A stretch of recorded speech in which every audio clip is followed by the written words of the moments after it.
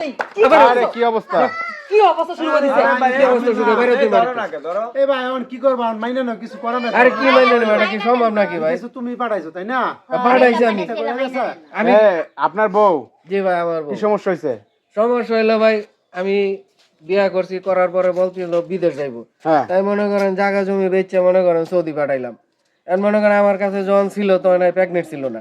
এখন সৌদিতে আসার পরে এখন দিয়ে হাই প্রেগনেন্ট কয় মাসে প্রেগন্যান্ট হলো 6 মাসের প্রেগনেন্ট আস্তাগফিরুল্লাহ এটা কোনো কথা ভাই এই মিয়া তোমার যে কইলাম যে বিদেশে বউ পাঠায়ও না গেলে যে এই কাহিনী চলে আচ্ছা, এই দাঁড়ান। এরকম এটা তো আর আমি এই, জানি না আসছে কতদিন দেশে এই আপু এক সপ্তাহ রূপ হইতেছে এক সপ্তাহে আসছে ছিল কত বছর কত বছর ছিলেন আপু 5 বছর 5 বছর এই যেন আপনার স্বামী বলতেছে আপনার নাকি প্রেগনেন্ট 6 মাসের আগে ঘটনা সত্য ভাই এটা কথা সত্য এখন আমার তো ধরেন আপনার জায়গা জমিন বেচে বিদেশ পাঠাইছে আর টাকার লেগে সুবিধার লেগে এখন আমি তো কইছি হ্যাঁ ওই দেশে গেছি পরে যে অবস্থা বাপতে পোলাতে বাপ চায় আমি কিন্তু আর ফোন কইছি দেখো আমি কিন্তু আমি থাকতাম পারতাছি না আমার অবস্থা কিন্তু অনেক খারাপ হ্যাঁ কয় কি কয় তুমি থাকো আমি বাড়ি বিড়ে বন্ধ বেচে আলাইছি তোমার লেগে তুমি টিকা পাঠাইবে আমি বাড়ি গাড়ি করবো পরে তুমি আয়ো একবারে মানে আমি তারা সবকিছু ভাঙ্গেই কইছি ভাই এখন আমি কি করবো ক এটা কি বাংলাদেশ আমি একজন গলার যাইতে পারবো বিদেশ তো কেউ যাইতে পারে না না না ঘটনা হচ্ছে যে আপনার কাছে গিয়ে বলছিল খুলে পরিস্থিতি ভাই ওইরকম খুইলা বলছে আর ও যেটির কথা বলছে এটা তো আমারে পুরো বুঝায় বলে নাই যে বাপে করে পুতে করে এটা তো আমারে ওই দেশে চলে রে ভাই করে না করতাম বাবা আমার অর্থ সম্পদের দরকার আছে। ও ক্লিয়ার করে কইতা হয়েছে আপনিও জমি জমা বিক্রি করে আপনার বউরে ফাড়াইছেন বিদেশে এখন হুট করে যদি চলে আসে তাহলে এই আপনার জায়গা জমিন গুলা এই কিভাবে জায়গা জমিগুলা কি আর ছাড়াবেন কেমনে আপনি এই কথা চিন্তা করে অনেক আনন্দ নেব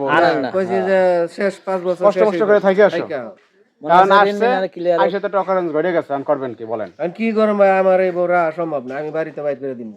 হায়রে। এই বউ রাখবই না ধরুন এই আমরা এবার পরিস্থিতির শিকার হতে এই কাম করছে আর কি করব বাবা, আমি আর রাহুম না এই বউই রাহুম এটা কথা বললো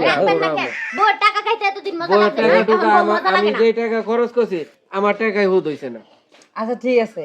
তুমি আমার রাখতা নাকি লিগে আমি তুমি তো জানোই ভালো করে যে বাঙালি একটা মেয়ে যদি বিদেশ যায় তাহলে হ্যাঁ ঠিক বাঙালি গো কিন্তু আঙ্গ বিদেশি ছেলে গো কিন্তু বাঙালি গো মেয়ে গো ভাই বেশি তুমি আকর্ষণ বিদেশ থেকে যে অভিজ্ঞতা হইছে আমি বাংলাদেশে থেকে আমার এই অভিজ্ঞতা ভাই তুমি 5 অনেক বছর আমি অভিজ্ঞতা বিদেশ থাকছি তাহলে আমার কি অভিজ্ঞতা হইতো না তুমি বহুত অভিজ্ঞতা সংগ্রহ তো করছো দিছো তাহলে হইতাম না তুমি দিছো কি লেগে ফাড়ায় আমি যে বারবার কইছি যে আমি বাংলাদেশে আয় পড়ি তুমি কও না পড়াইবে এই তুমি বছর তার ভাইঙ্গা সুরা কিছু আমার বলো নাই এখন একটা ভালো এটা ভাই ঝামেলা। আপনাদের দোষ ভাই মান্য নেন শোনেন আমি ভাই, রাহুম না ভাই তুমি মেয়ে বউ না পাঠায় তুমি যাইতে পারলা না বিদেশ বউ পাঠাইছো কি লাগে ব্যবসা করার লাগাইতে পারে তোমার ভিতরে সমস্যা আছে। উল্টা পাল্টা কথা আবার আপনাদের দোষ আছে উল্টা পাল্টা কথা শুরু দেখছো করছে এই যে কিছু কইতে গেলে দেখছেন গায়ে ওরে উঠে যায়। ফাড়াইতে আছে উল্টা পাল্টা কথা কইবেন গেলে কেন আল্লাহ তুই ওই যে তোর জিনিস তুই লই আচ্ছা বেটা, আমার জিনিস আমি বুঝুম না তুই যা সর বাইরে চাপ কাছ থেকে কামাই করে খাওয়াইছি তুমি আমার মানে না না তুমি কামাই করে রাখা হয়েছে মনে হয় আমার সাথে আমার অর্থ সম্পদ যা ছিল সব বেচা শেষ করছি তোমার ভিতরে এই তুমি আমারে খাওয়াইছো মানে দোষ আছে আর দোষ আছে তুমি যাইতে